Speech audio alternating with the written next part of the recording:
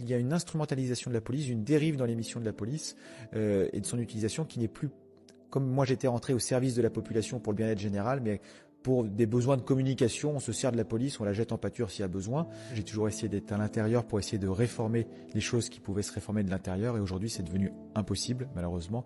Donc du coup j'avais dit que le jour où ce serait sans espoir de le faire de l'intérieur, je partirais de la police.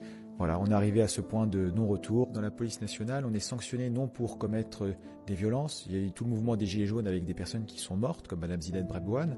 Il n'y a pas eu de sanctions. On a eu l'affaire Steve Cassigno à Nantes, qui est ce jeune homme qui est dans le cours de la fête de la musique, qui a été poussé dans la Loire. Pareil, qui est mort, il n'y a pas eu d'excuses, il n'y a rien eu de la part de la police nationale. Il y a eu plus récemment Monsieur Cédric Chouviat, qui a été étranglé sur un contrôle routier. C'est-à-dire que ça peut arriver à Monsieur ou Madame tout le monde de mourir en se faisant contrôler juste pour un contrôle routier et une plaque d'immatriculation sale. On parle pas d'un terroriste. Du coup, il y a toutes ces choses-là qui font que les fonctionnaires qui ont commis ces exactions ne sont pas forcément sanctionnés ou ça prend beaucoup de temps. À l'inverse, quand on est à l'intérieur de la police nationale, quand on dénonce des dysfonctionnements, des dérives, on dit il y a des propos racistes qui sont tenus, il y a des violences inadmissibles, des ordres qui sont illégaux, et ben on se retrouve en conseil de discipline. On se retrouve en conseil de discipline pour avoir manqué à son devoir de loyauté. On a en France une inspection générale de la police nationale qui contrôle la police. C'est-à-dire la police se contrôle elle-même. C'est une exception dans les polices européennes. D'habitude, c'est des organes indépendants pour des raisons de transparence justement. Et donc du coup, ça veut dire que là, quand quelqu'un a un problème avec la police, il va voir la police qui est sous les ordres du ministre. Et si jamais ça met en cause un commissaire, un préfet ou le ministre, ben évidemment l'enquête va vite être orientée ou enterrée. Donc en fait, il y a ce côté qui est impossible. Et donc la loi sécurité globale a rajouté le fait qu'on ne peut plus filmer les policiers. Ou alors si, en prenant des risques. Résultat des courses, c'est-à-dire que le seul dernier moyen de preuve de montrer ce qui se passait en interne ne sera plus possible. Et c'est ce qu'on a pu voir dans l'affaire Michel Zecler. Monsieur Michel Zecler, c'est la petite goutte d'eau qui m'a dit, voilà, association loi sécurité globale Michel Zecler, demain, une action comme ça se reproduit, Michel Zecler sera en prison pour avoir attaqué des policiers, alors que c'est lui qui a été la victime dans l'histoire, parce qu'il n'aurait pas eu le droit d'utiliser les vidéos qu'il avait pour diffuser l'information et se défendre. Donc je dis à partir de là, on ne peut plus rien faire, on est sanctionné arbitrairement en interne, les moyens de preuve qui restaient, les derniers, c'est terminé. Donc je me suis dit qu'à ce moment-là, il faut que je quitte la police nationale, parce que malheureusement, il y a deux méthodes de résister dans la police nationale, soit de faire comme j'ai fait, de prendre un mandat syndical, de parler et de dénoncer haut et fort les dysfonctionnements, soit à l'inverse d'être très discret et d'essayer de faire au mieux son travail et de respecter la légalité. Et ces gens-là, il y en a encore beaucoup dans la police nationale française, heureusement, mais au bout d'un moment, ils vont pas pouvoir tenir.